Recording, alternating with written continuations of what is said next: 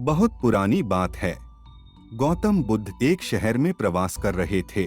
उनके कुछ शिष्य भी उनके साथ थे। उनके शिष्य एक दिन शहर में घूमने निकले तो उस शहर के लोगों ने उन्हें बहुत बुरा भला कहा। शिष्यों को बहुत बुरा लगा और वे वापस लौट गए। गौतम बुद्ध ने जब देखा कि उनके सभी शिष्य बहुत क्रोध में दिख रहे हैं तो उन्होंने पूछा, क्या बात है, आप सभी इतने तनाव में क्यों दिख रहे हैं?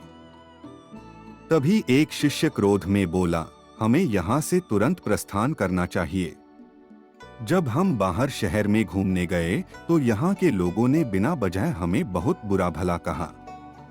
जहाँ हमारा सम्मान न हो वहाँ हमें एक पल भी नहीं रहना चाहिए।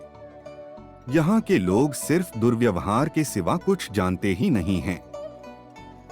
गौतम बुद्ध ने मुस्कुराकर कहा, क्या किसी और जगह पर तुम सद्व्यवहार की अपेक्षा रखते हो? दूसरा शिष्य बोला, इस शहर से तो भले लोग ही होंगे। तब गौतम बुद्ध बोले, किसी जगह को सिर्फ इसलिए छोड़ देना गलत होगा कि वहाँ के लोग दुर्व्यवहार करते हैं। हम तो संत हैं।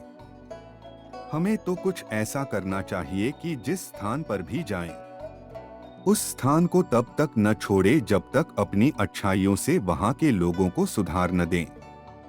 हम जिस भी स्थान पर जाएं वहां के लोगों का कुछ न कुछ भला करके ही वापस लौटें। हमारे अच्छे व्यवहार के बाद वह कब तक बुरा व्यवहार करेंगे? आखिर में उन्हें सुधरना ही होगा। वास्तविकता में संतों का कार्य तो ऐसे लोगों को सुधारना ही होता है। सही चुनौती वो है जब हम विपरीत परिस्थितियों में खुद को साबित कर सकें।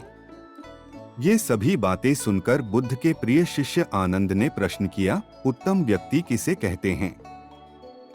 इस पर बुद्ध ने जवाब दिया, जिस प्रकार युद्ध में बढ़ता हुआ हाथी चारों तरफ के तीर सहते हुए भी आगे बढ़ता जाता है, ठीक उसी तरह उत्तम व्यक्ति भी दूसरों के अपशब्दों को सहते हुए अपना कार्य करता रहता है।